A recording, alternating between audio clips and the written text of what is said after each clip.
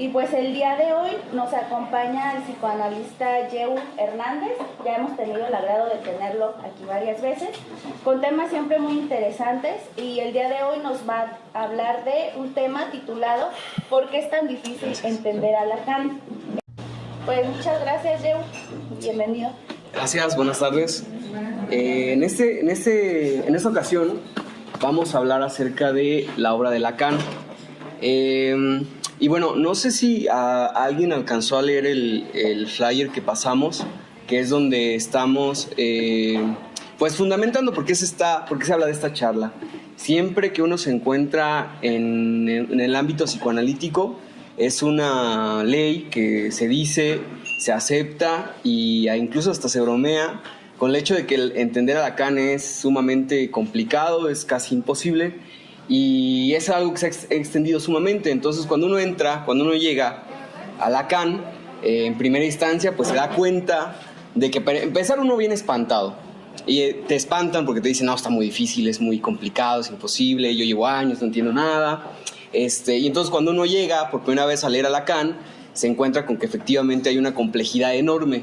Pero esa complejidad no es la complejidad que parece o que se plantea, digamos, comúnmente. Entonces, es por eso que vamos a hablar en qué radica la dificultad de entender a Lacan. Cuando se trata de Lacan, nos enfrentamos ante una situación compleja, no solo por la manera de escribir de Lacan o su oratoria, esos famosos juegos de palabras, neologismos, también por el movimiento que se gestó alrededor de Lacan, por sus alumnos directos y ahora por sus lectores alrededor del mundo. Este movimiento al que podemos identificar como post-lacanismo, es decir, todos los psicoanalistas después de Lacan, han dado paso a mitos y lecturas muy diversas que se enlazan a otros movimientos y autores, como movimientos como el artístico, es decir, la poesía, la literatura, el cine, la pintura, o autores también, como Heidegger, para mencionar los más famosos que se enlazan a la obra de Lacan, como Heidegger, Foucault o Marx. El resultado de esto es que no solo se romantizó a Lacan, sino al psicoanálisis mismo, y paradójicamente se concluyó de manera masiva lo siguiente: Lacan es casi imposible de leer, comprender. Es curioso que se acepte con cierto júbilo en los espacios psicoanalíticos el hecho de que Lacan es muy complicado de leer. Es como si esta situación se disfrutara, dando paso a comentarios a modo de chiste, haciendo que esta característica sea una de las más populares en torno a Lacan. Incluso hay personalidades, y esto es verídico, ustedes podrán corroborarlo en cualquier momento, que se mueven a partir de la bandera siguiente: Lacan es imposible de entender y no hay que entenderlo. Hay que, y podemos poner disfrutarlo, pero pueden poner ustedes cualquier cosa. Hay que vivirlo, hay que atravesarlo, pero entenderlo no. Ya hay que claudicar en ese punto. Esto es preocupante. Uno podría pensar por qué tantos años de estudio y en vez de ir avanzando se plantea una bandera de mejor hay que vivirlo como si fuera una experiencia mística. Esto mueve al psicoanálisis hacia la religiosidad, puesto que parece que nadie debe de entenderlo, porque es imposible, como si Lacan fuera un espectro divino incapaz de alcanzar. Y quien declara entenderlo es criticado como si de sacrilegio se tratara, por no estar adepto al pensamiento común sobre Lacan. Al mismo tiempo, es paradójico porque hay unos cuantos a los que se les permite entenderlo, quedando en una especie de santos a los que, por lo mismo, no se les puede cuestionar que entiendan a Lacan ni criticar ese entendimiento, porque es una clase de pecado. En esta charla analizaremos estos mitos y lecturas y algunos aspectos de la obra de Lacan para tratar de hacer un análisis más riguroso que simplemente concluir pues, que Lacan es muy difícil de leer y de entender. Bien. Vamos a abordar 5 tópicos. Y al final de cada tópico, para que se haga más dinámica la situación, porque luego se hace un poco tediosa, si ustedes tienen alguna pregunta o algún comentario sobre ese tópico, podemos abrir a 1, 2, 3 comentarios al respecto. Vamos a empezar con sobre Freud. Y vamos por esto de lo más simple a lo más abstracto. Este es el primer tema que vamos a abordar, uno de los principales problemas al momento de entrar a la obra de Lacan. Es que ya sea que uno aprenda algo de teoría en la universidad o en cualquier otra institución, o uno investigue por cuenta propia en cursos, en videos, libros, uno se encuentra una y otra vez la fórmula siguiente, que es Freud-Lacan, Freud-Lacan, que también es llamado freudolacanismo. Incluso quien se identifica a sí mismo como lacaniano puro, sorprendentemente recurre a esta fórmula, Freud-Lacan. ¿Cuál es el problema de dicha fórmula? Que genera un prejuicio de lectura. Es decir, aquí vamos a servirnos de Bachelard, que habla Bachelard de barreras epistemológicas. Bachelard dice, cuando uno quiere aprender algo, cuando uno entra a un campo del saber, él se dedica a las ciencias, dice, tenemos barreras epistemológicas que hay que romper, es decir, límites de nuestro pensamiento que tenemos que estudiar mucho para romperlas y poder acceder a algo nuevo, porque de lo contrario no vamos a poder entenderlo o aunque tengamos clases, leamos 10 libros, no vamos a poder acceder a ese nivel de análisis, de esa interpretación. Es como si uno tuviera una especie de gafas obscuras que a uno no le permiten, rompe uno la barrera epistemológica, se quita las gafas y entonces uno está habilitado para comprender otras cosas. Esta barrera epistemológica nos impide interpretar lógicamente el texto de Lacan, aunque lo leamos una y otra vez en español, inglés o francés. Uno termina no encontrando esa continuidad, aunque la escucha de voces autorizadas, es decir, escuchamos de tal autor, de tal psicoanalista consagrado, es que Freud-Lacan, entonces lo que termina pasando es que uno empieza a actuar con fe. Y como pasa con el significante, después de la fe, uno termina viendo que sí hay Freud-Lacan, aunque puedan ser sombras chinas. El problema es a varios niveles, porque en primer lugar se romantizó todo el psicoanálisis, al grado de que se terminó creyendo, en la misma sintonía de la fe, que el psicoanálisis de Freud nada que ver con la ciencia, nada que ver o incluso va a la contra de las neurociencias, nada que ver con la biología, e incluso va a contra de la biología. Y entonces se plantea que Freud tiende hacia la literatura, hacia la poesía, hacia las artes u otras ciencias humanas o humanidades.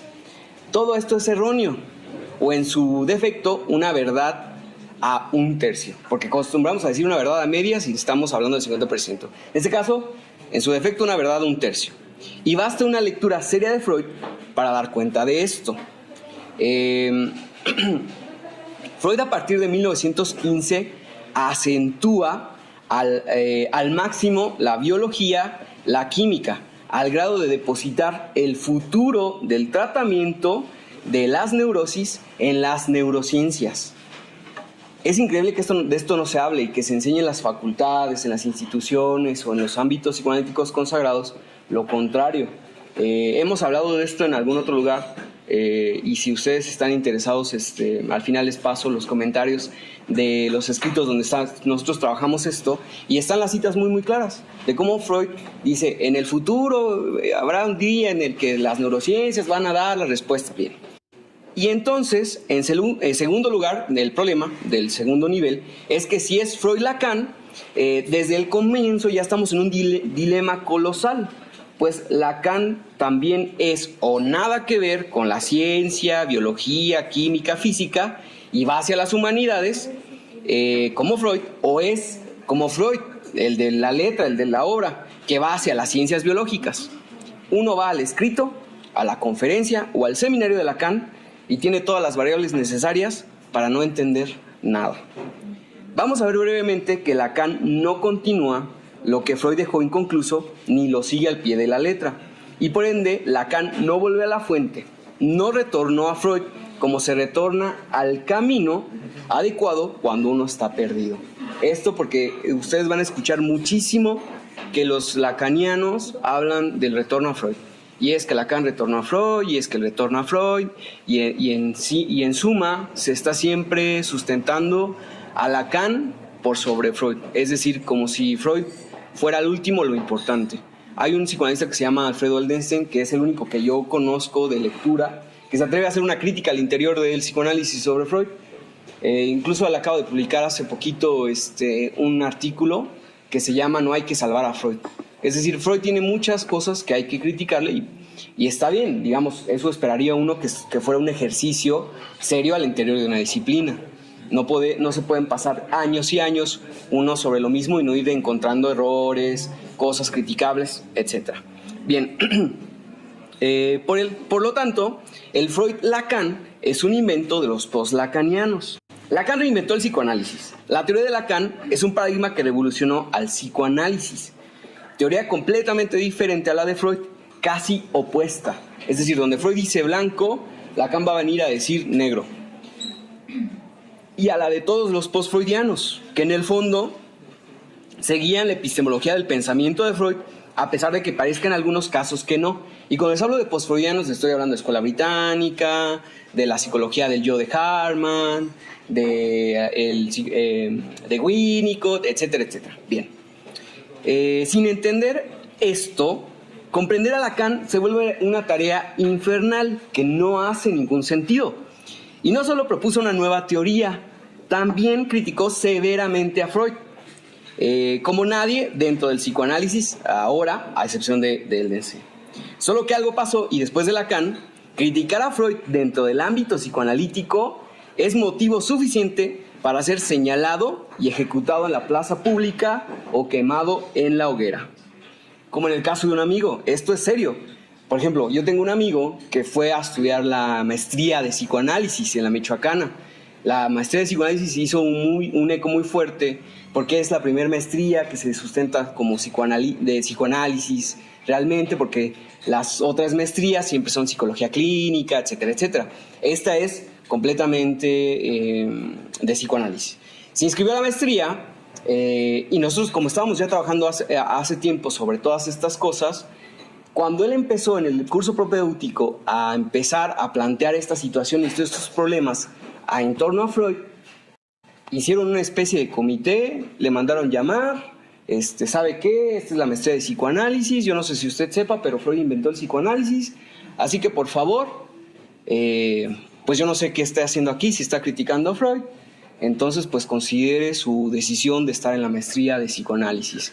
A mí me pareció increíble que en una maestría de psicoanálisis criticar a Freud sea motivo de una llamada de atención. Eso y censurar es un pasito nada más. Entonces, vean que esto es complejo.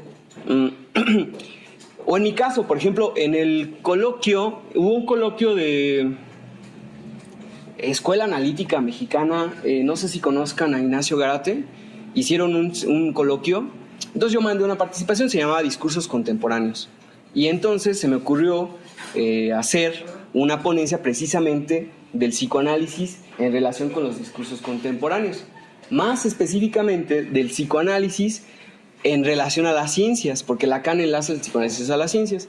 Entonces yo llevé todas las citas de esto que yo les estoy comentando, llevé las citas de Freud, llevé las citas de Lacan, y fui interrumpido en el coloquio, a ver, esto que usted está diciendo, ¿qué? Incluso fui criticado que porque las citas de Freud eran muy agresivas.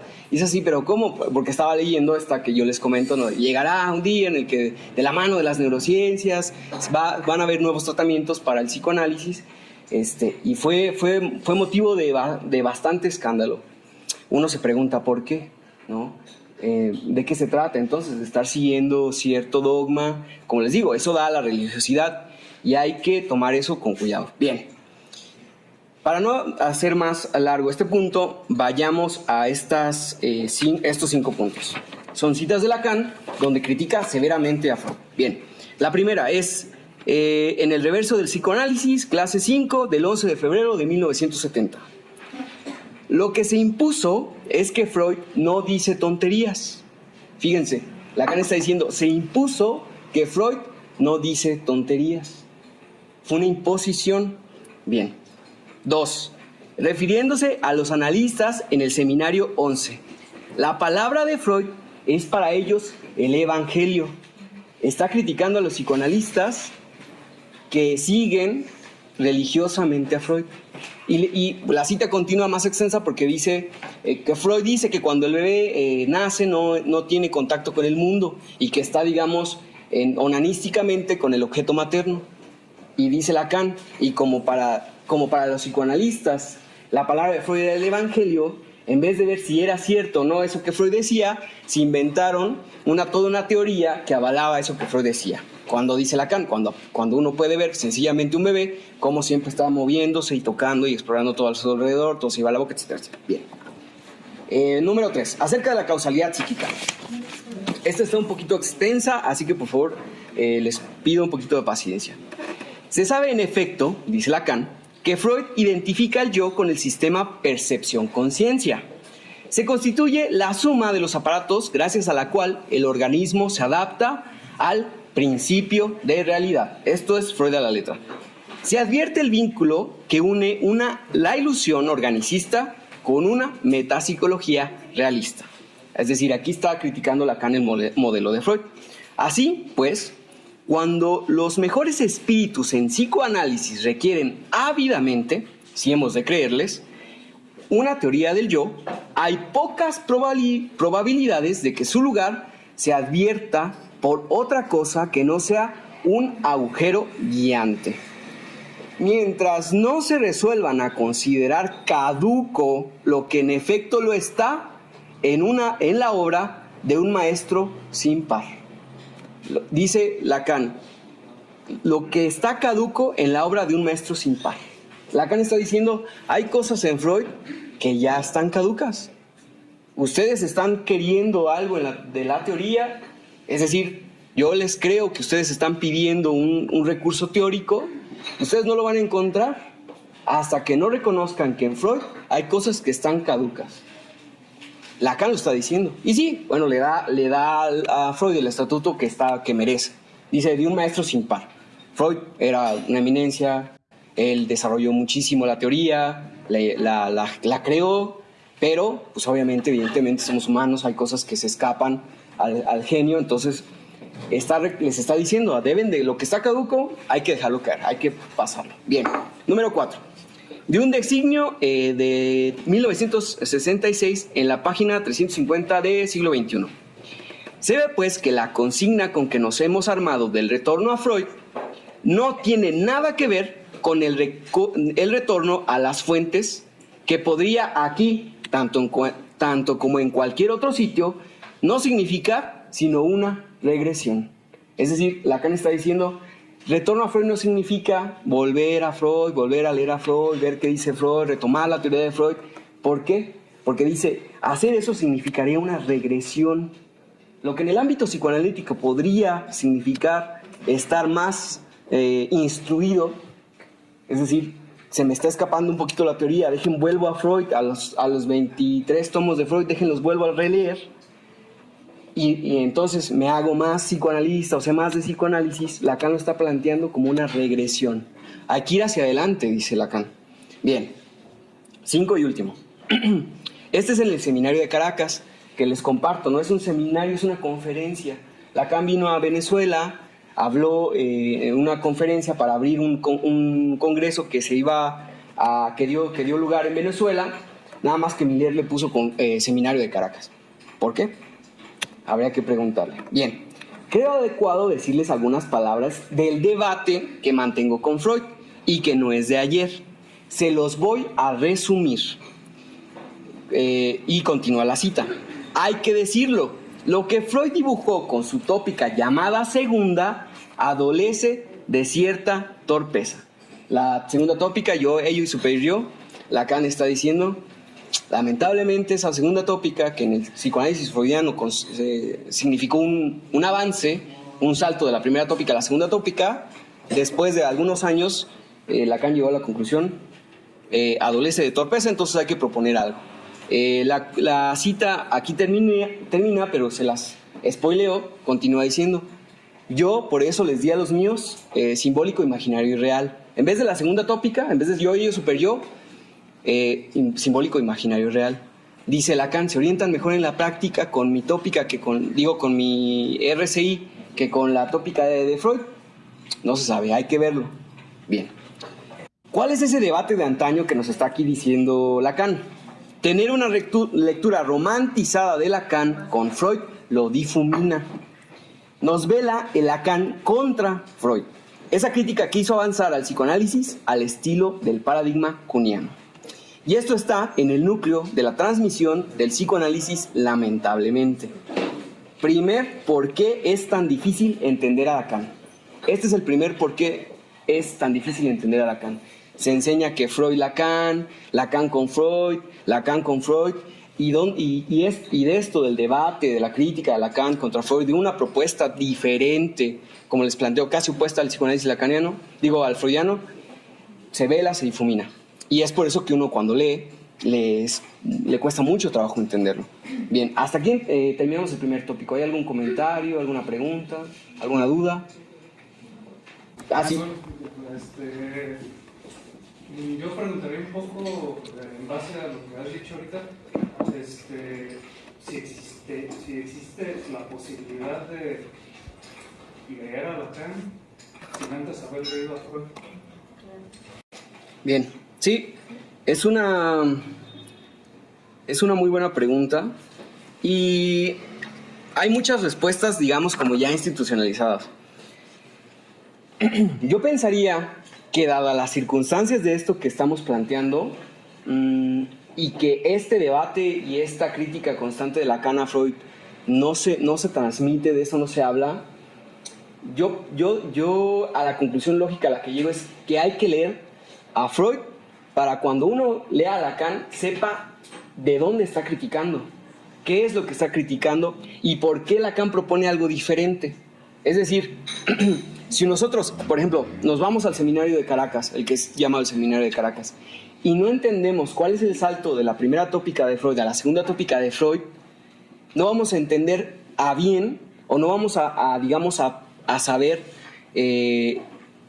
procesar la magnitud del paradigma de Lacan en decir yo, super yo, eso ya no, mejor simbólico, imaginario y real. Nos va a quedar claro, vamos a entender que eso que va a pasar, pero no vamos a entender el trasfondo de eso.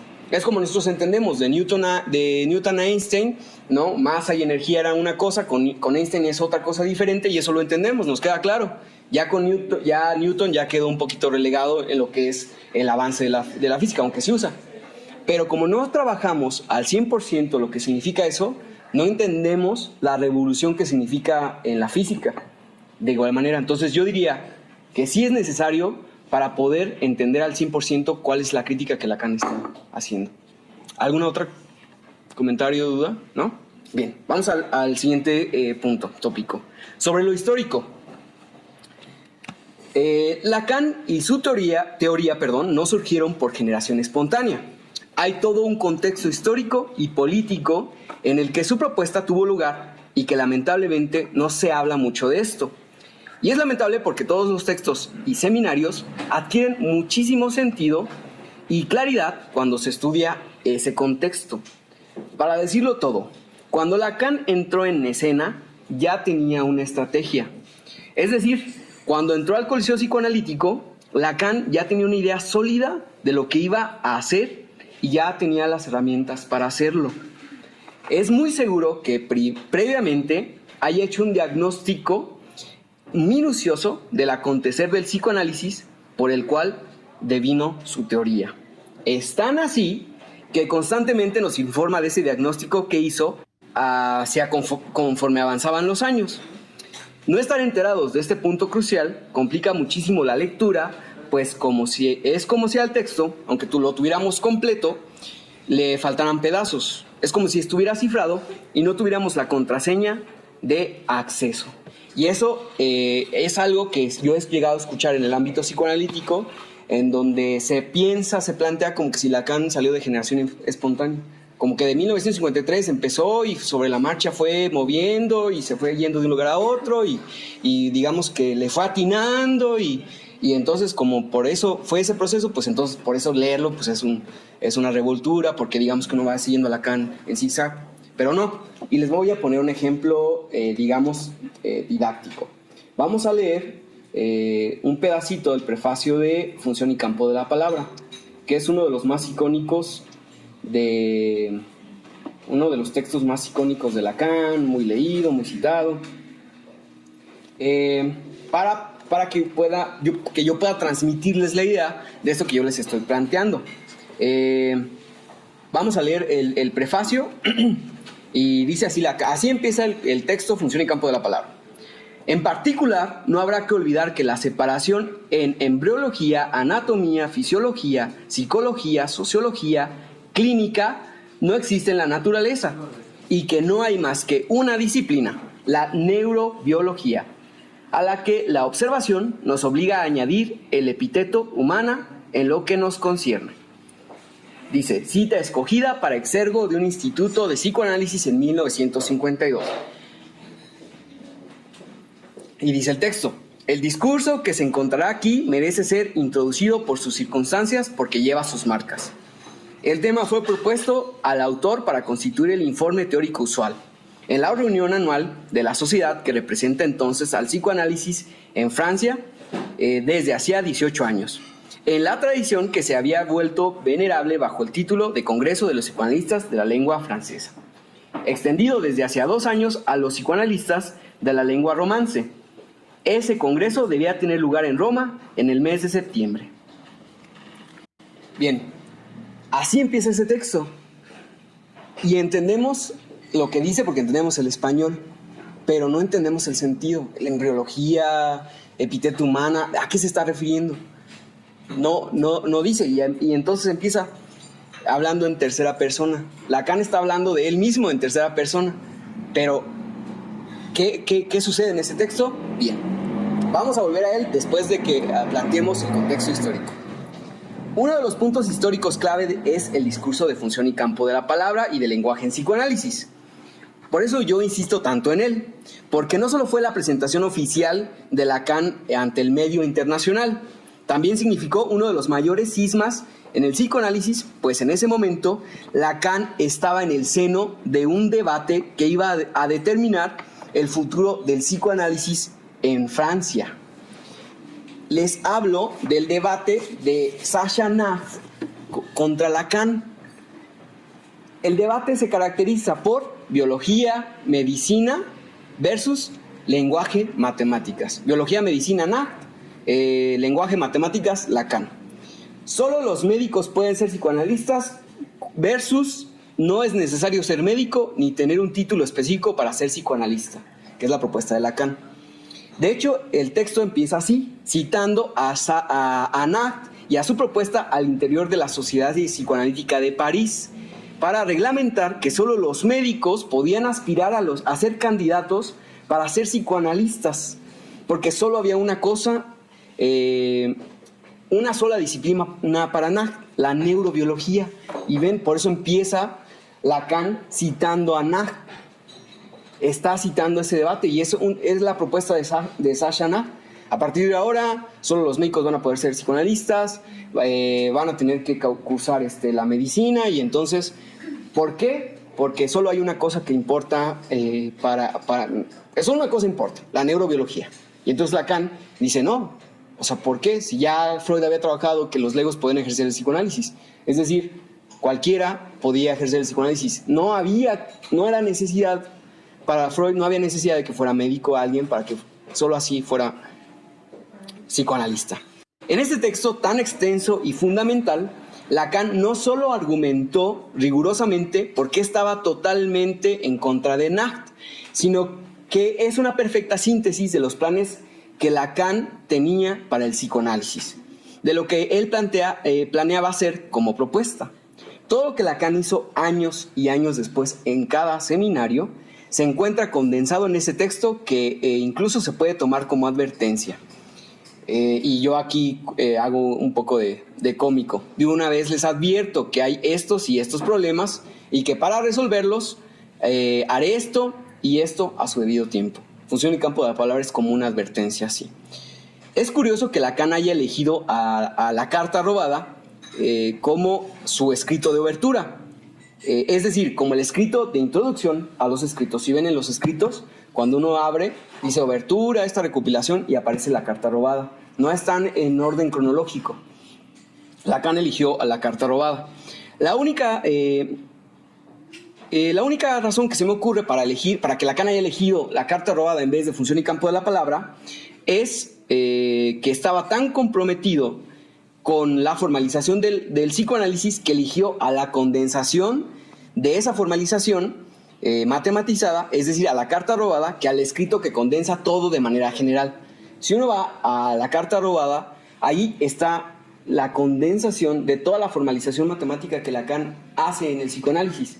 Lamentablemente, cuando se habla de la carta robada en el ámbito psicoanalítico, siempre se habla del cuento de Allan Poe, y entonces se hace ahí una cierta retórica con el cuento y la carta siempre llega a su destino, bla, bla.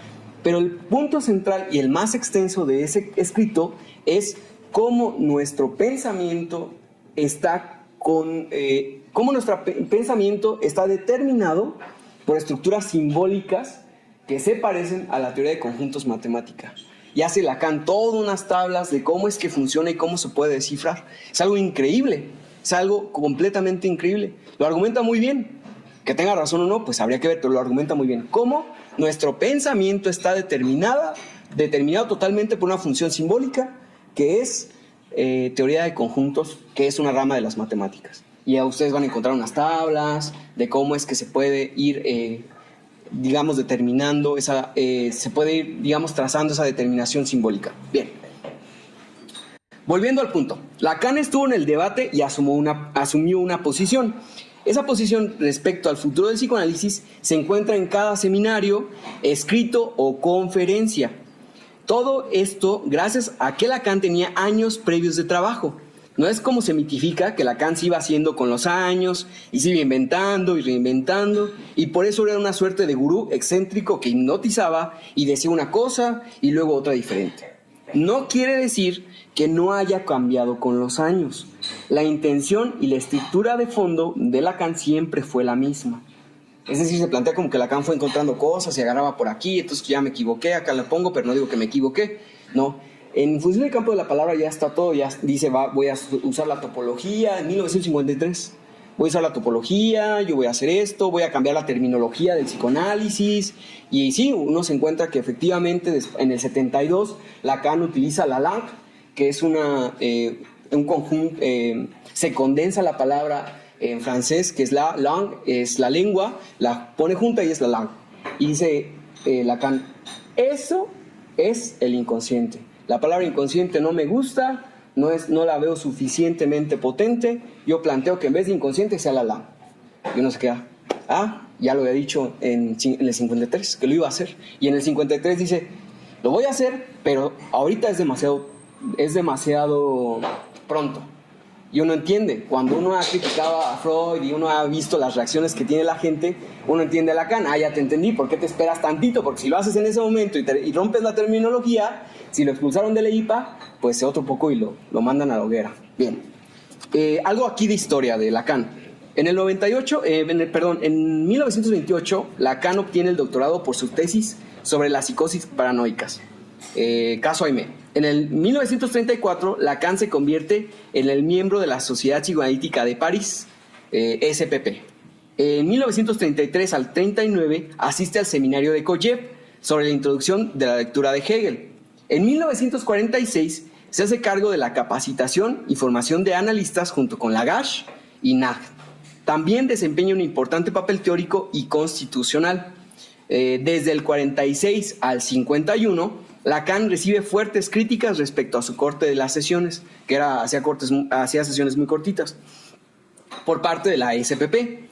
En el 53, Lacan es elegido presidente de la SPP y 6 meses más tarde es obligado a renunciar y junto con él renunciaron Lagache, Dolto y muchos otros para adherirse a la Sociedad Francesa de Psicoanálisis, la SFP.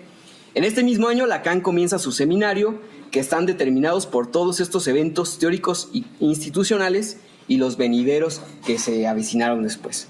Entonces, ahora, teniendo en cuenta todos estos datos, si uno va de nuevo a esta lectura del seminario, de función y campo de la palabra, uno ya entiende, Lacan ya venía trabajando en esa sociedad, ya había incluso formado a analistas y había propuesto ciertas cierta teoría. Entonces, cuando se da este debate de que Nash dice solo los médicos, porque la neurobiología, Lacan ya tiene un trabajo de fondo, ya sabe qué va a hacer y ya tiene las herramientas para ese debate, y eso fue una de las más grandes decisiones en el psicoanálisis en 1953, Función y Campo. Bien. Lamentablemente, siempre que se habla de función y campo de la palabra, se hacen referencias a que Lacan ahí habla de palabra plena, palabra vacía, y de esto de lo que les planteo casi no se habla mucho, a pesar de que es muy leído ese texto. Bien, otro ejemplo para darles cuenta de cómo la historia hace que uno pueda entender mejor, o uno pueda entender a Lacan o cobre uno sentido, es una clase del 29 de enero del 64, de 1964, sobre el seminario 11. En este seminario, Lacan empieza una clase hablando muy similar a como empieza hablando en Función y Campo de la Palabra, pero como uno no entiende, como uno no tiene el contexto, porque casi no se habla del contexto, uno no sabe realmente a qué se está refiriendo. Dice Lacan, empieza un párrafo y me lo salto, dice: después de realizar esta sinopsis nada inútil, al menos para quienes ya tengan algunas nociones acerca de mi enseñanza, me interrogó sobre mi ontología. Está hablando de Miller. No pude responderle dentro de los límites señalados al diálogo por el horario, y hubiera sido conveniente que me precisara primero de qué manera deslinda el término el ontología. Y entonces empieza a hablar: lo que yo hago no es ontología, el inconsciente está entre el ser y el no ser. Y uno dice, bueno, y entonces, ¿cuál es la pregunta que hizo Miller? ¿De qué está hablando? Y uno va a la clase anterior, en la parte de las preguntas y respuestas, y dice el seminario: faltan las preguntas y respuestas. Miller es el que establece el texto, y él borró su participación. Y es curioso que empieza la clase que les estoy diciendo hablando de esa participación anterior. Uno se entera cuando investiga sobre lo histórico, que Miller llega en ese momento al seminario con 18 añitos, levanta la mano y le dice: disculpe, doctor Lacan, yo ya leí sus escritos, me parecieron muy interesantes, muy bonitos, pero hay un gran problema. ¿Dónde está la ontología? ¿Usted está planteando una ontología para el sujeto o no? Va a grandes rasgos. Y entonces Lacan, dada la gran participación de Miller con 18 años, se vio sorprendido porque se dio cuenta de que Miller estaba entendiendo lo estaba entendiendo a él. Lacan siempre tenía el problema de que su auditorio no lo entendía y decía: hablo a las paredes. Hay un texto que dice: hablo a las paredes, y se está refiriendo cuando él está hablando en un seminario y dice: hablo a las paredes, porque no tenía no se hacía entender. Sus alumnos, el auditorio, no le entendían lo que les estaba diciendo. Y entonces les decía: ustedes tienen un gran problema, quieren hacerse los inteligentes, haciendo que me entienden, pero no entienden nada. Entonces Miller llega y le pregunta eso, y se da cuenta de que Miller realmente entendió los escritos. Y entonces, a partir de esta clase y de este seminario, Lacan va a trabajar hasta su muerte el tema de la ontología, para responderle a Miller y decirle: no estoy haciendo una ontología. A Miller le gusta la ontología, y Miller quiere una ontología para el psicoanálisis. Y entonces hay ese debate tácito entre Miller y Lacan. Pero si Miller borró su participación, pues ya cuando uno sabe esto y está leyendo esto, dice: ay, pues con razón está diciendo esto, con razón empieza a partir de 1964 a hablar tanto de ontología. Y vuelve y otra vez la ontología, y no hacemos ontología. Ontología es: no hay esencia. La psicología, la biología nos dice que somos esencia, tenemos una esencia. La psicología tenemos un yo, nosotros somos así, y eso no va a cambiar. Y Lacan dice: no hay tal esencia. O sea, para hablarlo en términos más prácticos, es decir, en la sociedad se cree, se puede pensar en la tragedia que pasó con las personas de Hidalgo. Esas personas ya son así, por más que les hubieran dicho, ya iban ahí, porque así es el mexicano, no va a cambiar. Y eso es ontología. Y se puede ver en muchos niveles y con cosas muy atroces. Por eso el movimiento feminista. ¿Por qué? Porque las feministas están en contra de la ontología. Porque la ontología dice: las mujeres son así. Y ya. Las mujeres son débiles, las mujeres no pueden manejar, las mujeres son anatómicamente menos, y bla, bla, bla, bla. Lacan lo que está trabajando es: eso no existe. Eso no hay. De eso no se trata. Bueno. Esto nos enlaza directamente al tercer punto. ¿Algún comentario acerca de este punto? ¿Pregunta? ¿No? Bien. Este es el segundo por qué es tan difícil entender a Lacan. Bien. El tercero, sobre los seminarios. Lamentablemente, este punto no depende de nosotros. Es decir, no podemos hacer algo inmediato para cambiar esta situación. Yo tengo una pregunta. Sí, claro.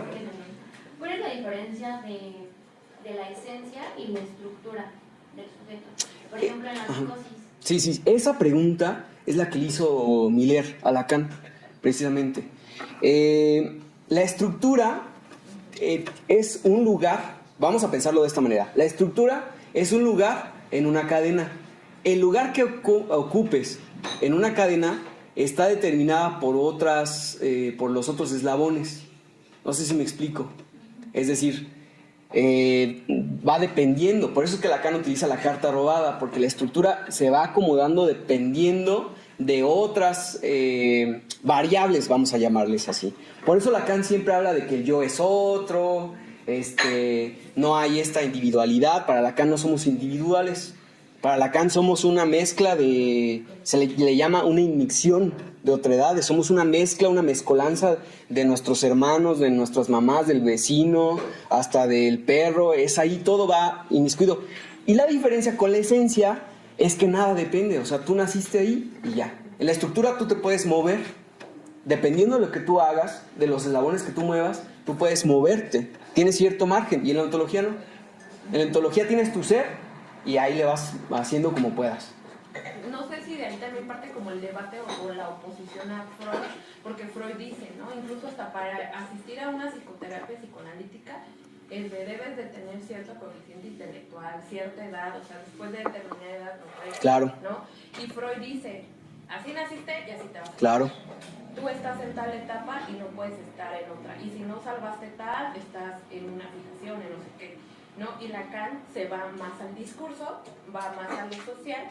Entonces, pues va mucho a la palabra, ¿no? Y de que te formas a partir del discurso y pues se relaciona más como en esta parte de la construcción social o de arquetipos, o bueno, cosas universales que no se van nada más como lo que encuadraba Freud, ¿no? Entonces, Claro, sí, totalmente. Para Freud hay ontología y Freud lo dice claramente. El núcleo de nuestro ser es el oscuro ello. Es decir, nuestra esencia es el ello. Y por eso ahí andamos haciéndole como podemos y cuando queremos sublimar, nos metemos a arte o así porque no podemos cambiarlo. Y sí, efectivamente, es una de las críticas indirectas indirectas y directas que Lacan le hace a Freud. Pero, bueno, Ajá. pero entonces no se puede pasar de la psicosis a una neurosis, ¿o sí? Es una estructura, por ejemplo, la psicosis es como un eslabón. Sí. Entonces, si ese eslabón se mueve, va a cambiar. Claro. Entonces, por ejemplo, en la psicosis, ¿qué pasa? Sí, la cuestión, por ejemplo, es que si lo pensamos ontológicamente, la psicosis es destino. Digamos, si tuviéramos una máquina que pudiera determinar el nacimiento, va a ser psicótico, ya, es destino. ¿Sí me explico? Pero si lo pensamos como estructura, va a haber cosas que determinen, que se detonen la estructura o no.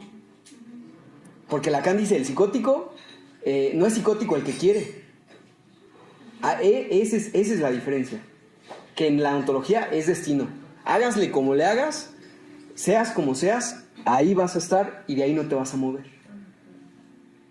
Esa es la diferencia. Y por ejemplo, en la psicosis, lo que ocurre con cierto ejercicio clínico es que lo que parece destino en la psicosis, el delirio, la amputación, las visiones, todas esas cosas, tienen un margen de movimiento.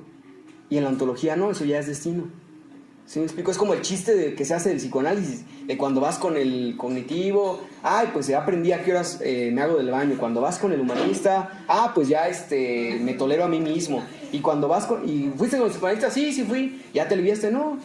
Ya me sigo haciendo, pero ya no me importa. Ese es el chiste de que en el psicoanálisis, que es freudiano, hay ontología. Y esa es también la propuesta de Miller. Amígate con el goce, hay que amar el síntoma, etcétera, etcétera. ¿Ibas a comentar? Sí, de lo mismo que dices, porque Freud decía que infancia es destino.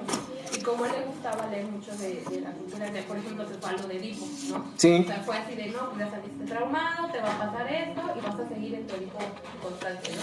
Y de ahí el por qué a veces, en lo personal, en el Freud, en el psicoanálisis te puedes aventar 10 años en terapia. Claro. Y para un psicoanálisis es normal que te avientes 2, 3, 4, 5 mil años en terapia.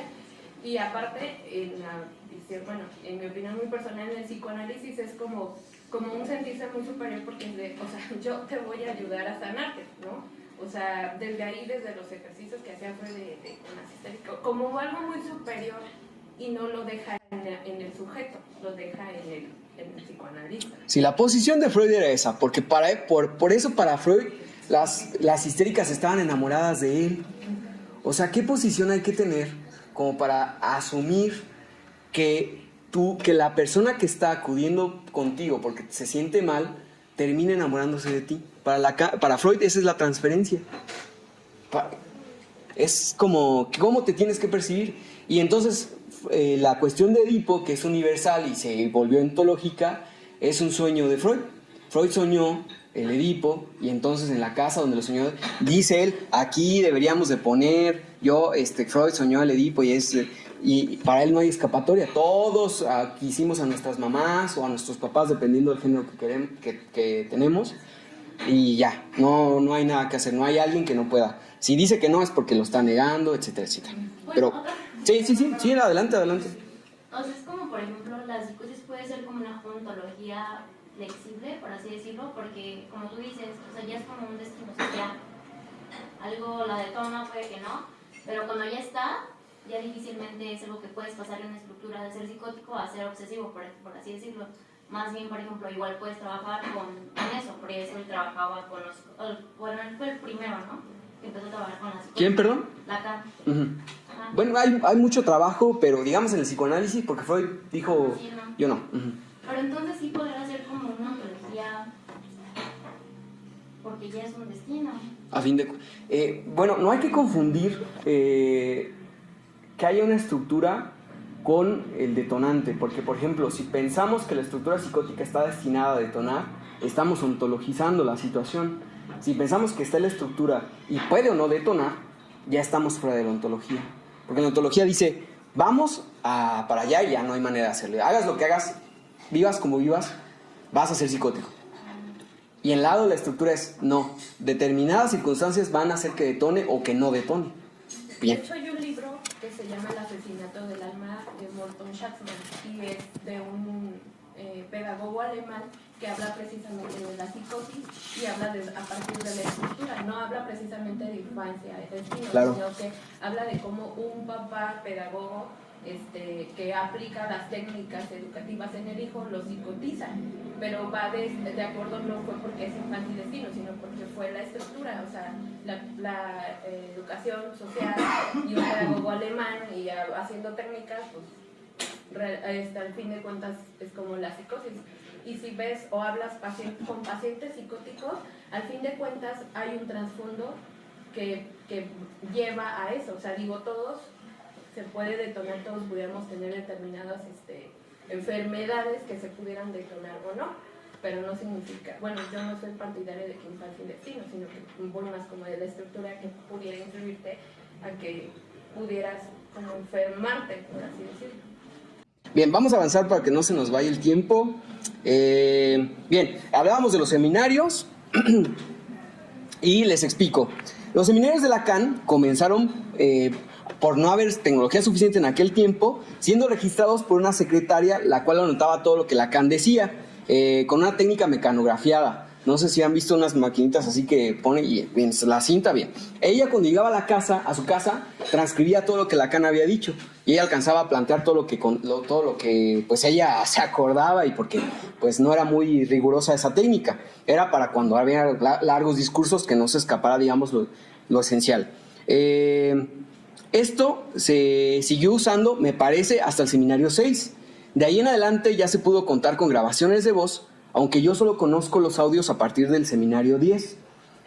Ahora, Cuando Jacques Alan Miller conoció a Lacan en el 64, le dio la idea de publicar los seminarios y Lacan aceptó, pero le concedió la tarea a él de establecer la versión final del seminario que se fuera a publicar. De hecho, Lacan le dijo, vas a ser coautor, sí, los vamos a publicar, tú los vas a establecer y los vamos a firmar como coautores, es decir, el seminario de Lacan y de Miller. Miller dijo, no, eso es de usted. Y dijo, bueno, pues entonces sale, esa fue la situación. Es decir, si Miller no le da la idea a Lacan, quizá no tendríamos seminarios publicados. Es probable. Porque ya había pasado bastante tiempo, del 53 al 64. Lo que quiere decir que Miller sería el encargado de corregir, aumentar, recortar, modificar o disminuir lo que fuera a pasar como seminario oficial de Lacan. Esto incluso posterior a la muerte de Lacan. Es decir, Lacan al momento de morir le heredó los derechos para que él siguiera haciendo eso. Por eso los seminarios, dice en la parte de atrás y al principio, con unas letras muy muy grandes para que nos quede muy muy claro, que es el texto establecido por Jacques Alan Miller. Él dice qué va y qué no va y corrige lo que quiere y como pone. Ya vieron su pregunta, ¿por qué razón no la puso?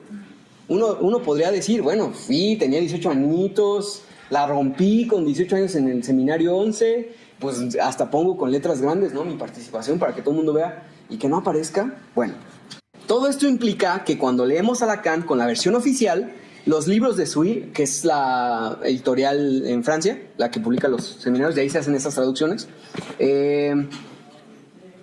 o de Paidós, estamos leyendo lo que Miller quiere que leamos de Lacan.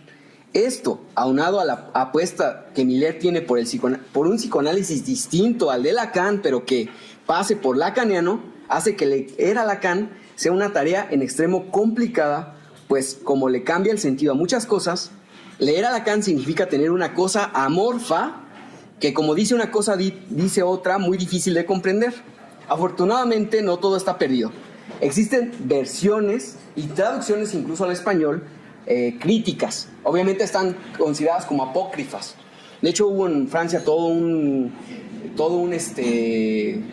caos y todo un escándalo porque cuando se publicó el seminario, me parece que fue el 6, que Miller lo publicó, había un grupo que se dedicaba a trabajar críticamente a Lacan y dijeron, pero ¿cómo publicas esto? Esto está mocho, no está bien. Y entonces ellos publicaron una versión crítica donde ponían referencias, introducciones, todo esto que yo les estoy diciendo, pero con el seminario de Lacan. Y entonces Miller los demandó y los persiguió legalmente para que esa versión no circulara. Y entonces uno dice, pero ¿qué pasa? Ellos no sacaban ventaja económica de eso, era un trabajo de investigación. Pero bueno, afortunadamente todo eso pasó, Miller dio el brazo a torcer y ahora podemos conseguir fácilmente estas versiones críticas e incluso traducciones al español de Lacan, en donde se plantean ciertos contextos, donde se dice, imagínense qué bonito sería leer por ejemplo el seminario 11 y que en el prefacio dijera, este seminario es caracterizado porque pasó así, a Lacan lo corrieron de la IPA por esta situación, el informe Turquet, luego llegó Miller, entonces uno dice, entiendo por qué empieza todo esto. Bien, este es el tercer por qué es difícil entender a Lacan. Vamos sobre la escritura de Lacan. Este es muy interesante porque si bien es cierto que Lacan tenía un estilo complejo al escribir, preguntémonos, ¿qué autor de gran relevancia e impacto no lo tiene? Tenemos a Hegel y a Einstein como ejemplos. Hegel, todo el mundo dice, es dificilísimo de leer, pero si se fijan, no pasa como con Lacan. O incluso Einstein. Yo leí un libro de divulgación de Einstein y decía que solo 11 personas en el mundo habían podido leer las ecuaciones de Einstein. O sea que los demás físicos, aunque estudiaban física, y aunque licenciados, maestros o doctores en física, no eran capaces de leer las ecuaciones de Einstein. O sea, solo 11 personas en el mundo entendían a Einstein. Pero, sin embargo, tampoco sucede como con Lacan. Entonces, seguramente ustedes también conocen otros ejemplos de otras personalidades, pero hay una importante razón de fondo para una escritura compleja, y es que la rigurosidad lógica de lo que está en juego en lo que se escribe tiene éxito dependiendo de la complejidad con la que se escribe. Es decir, a mayor complejidad de escritura, de buena escritura, vamos a llamarle buena escritura, somos amigos, no vamos pero ¿qué es bueno? ¿Quién eres? Bien, vamos a ponerle así, de buena escritura, mayor éxito en la argumentación lógica de lo que se quiere plantear y viceversa. A menor complejidad, menor éxito. Es por eso que René Guittard defiende la escritura compleja, porque como en las matemáticas, quien escribe, mientras escriba bien, es decir, de manera rigurosamente lógica, no tiene que preocuparse porque sea legible, mientras esté bien escrito, ya que le tocará al lector saber leer bien y descifrar la lectura compleja. René Guittard dice, el matemático se tiene que preocupar en escribir bien la fórmula, en escribir bien el teorema. No le debe de preocupar si me van a entender, si el colega me va a plantear como loco. No, él tiene que estar preocupado por la rigurosidad lógica. Ya nos toca a nosotros la tarea, como buenos lectores, de descifrar aquello que tenemos que descifrar y de estudiar lo que haya que estudiar para entender esa lectura. Es por eso, entre otras cosas, por lo que Guittard, que es un matemático de élite, recomienda a los demás matemáticos leer a Lacan, para que trabajen y estudien el leer y el escribir bien. Respecto a Lacan, que no se preocupó por ser legible cuando escribió sus escritos, el desciframiento de su lectura es posible tomando en cuenta los puntos que hemos trabajado y que nos posibilitarán poderlo leer bien. Es decir, yo sí tengo una postura de hay que tener cierta lectura de Lacan. Es decir, no podemos ir a Lacan y sacar conclusiones mágicas. Es decir, Lacan dice que el horóscopo, porque yo leí ahí unas palabras que más o menos me dan a entender y esa es mi interpretación. Yo no concuerdo con ello, pero sí hay mucha esa perspectiva, ¿no? Cada quien lee un autor y lo interpreta y nadie tiene que estar diciendo qué es leer bien y qué es mal, porque eso es dogma, pero bueno, son posiciones personales. Este es el cuarto por qué es difícil entender a Lacan. Y vamos al último punto.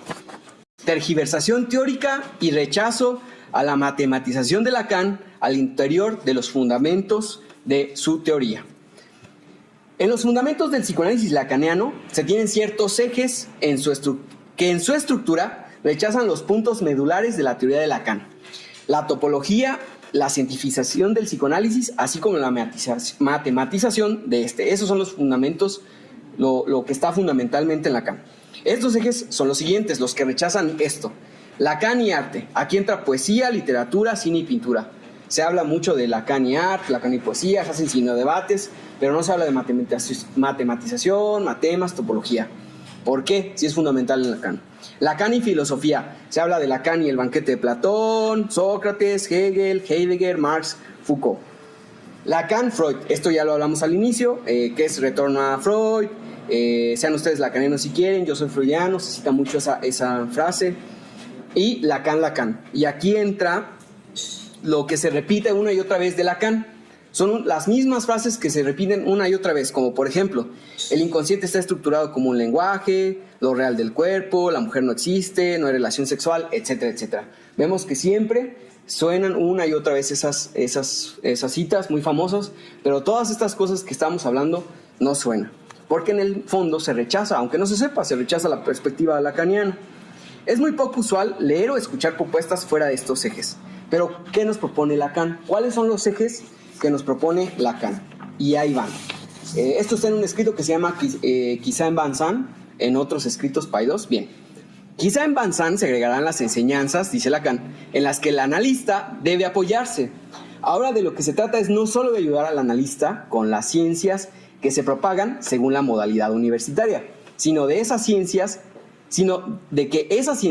se encuentren en su experiencia la ocasión de renovarse. Lingüística, lógica, topología y antifilosofía. Lacan no propone arte, propone lingüística, por ser considerada una ciencia. No propone las obras de Freud, propone la lógica, por ser, y cito a Lacan, la ciencia de lo real, que es lo que se encuentra en la lógica matemática. Fin de la cita. Para dar ese paso, Lacan tuvo que rechazar, a lo largo de toda su enseñanza, el ser y el ente, que devienen de la filosofía, es decir, la ontología de la que habíamos hablado, lo cual lo llevó a posicionarse como antifilósofo. Lacan dice, yo soy antifilósofo. Y porque denuncia que la filosofía ha encontrado sus resortes en las aventuras y desaventuras con el discurso del amo. Dice Lacan que la filosofía está sustentada en el discurso del amo. Pero sin embargo, vemos seminarios, conferencias y charlas de Lacan y filosofía. Incluso Rosario Herrera, que es una personalidad muy famosa aquí, trabaja muchísimo psicoanálisis y poesía, y psicoanálisis y Heidegger de la filosofía. Y acá está Lacan proponiendo otras cosas. ¿Y dónde está el seminario de topología? ¿Y dónde está el seminario de antifilosofía? ¿Y dónde está el seminario de Lacan y lógica? Bien, hay que hacerse esas preguntas. Continuamos. Además de que por el hecho de usar la topología, lo que Lacan propone se sustenta, y cito, por no recurrir nunca a ninguna sustancia, es decir, ontología, no recurrir a la ontología, por no referirse a ningún ser y por estar en ruptura con cualquier cosa que se enuncie como filosofía. Fin de la cita. Lacan propone la topología por estar, y cito, en estricta equivalencia con la estructura, y porque el espacio del goce es hablar de una topología para Lacan. Para Lacan hablar del goce es hablar de topología. Y sin embargo se plantean otras cosas muy diferentes. Lacan tiene un modelo de transmisión del psicoanálisis, el matema. ¿Por qué? Lacan responde: porque solo el matema es transmitible integralmente. Es decir, por eso Lacan siempre está hablando de matematización y de formalización. Dice, porque hay que transmitir el psicoanálisis, pero ¿cómo lo vamos a transmitir? A manera de matema. Como se transmite una fórmula del área del cuadrado, por ejemplo. Como se transmite ese tipo de situaciones en matemáticas. Lacan está buscando eso. Que Lacan, digamos, tuvo éxito, pues haciendo este análisis y viendo lo que se habla en el ámbito psicoanalítico, nos damos cuenta de que no tuvo éxito. Falló. ¿Por qué falló? Mi perspectiva no es porque Lacan no lo haya planteado rigurosamente. Es decir, todo esto que les estoy diciendo está en todos los seminarios. Esto de la ontología está en seminario. El seminario 23 es pura topología. Y el seminario 23 es uno de los más leídos y más citados. Y es página tras página topología y topología y topología. Y sin embargo, cuando se habla del seminario 23 se habla de Joyce. Siempre se habla de Joyce. Del Ulises de Joyce. Del Ulises de Joyce. Porque, digamos, que lo que propone Lacan de formalización del psicoanálisis es contraintuitivo. Lacan quiere plantear el psicoanálisis al nivel de la ciencia, como la matemática o la física. De hecho, hay una cita que leí en este coloquio que les digo que se hizo muy polémico, donde Lacan dice textualmente: la concepción que yo tengo del inconsciente no se distingue, la experiencia del inconsciente no se distingue en modo alguno de la experiencia del objeto en la física.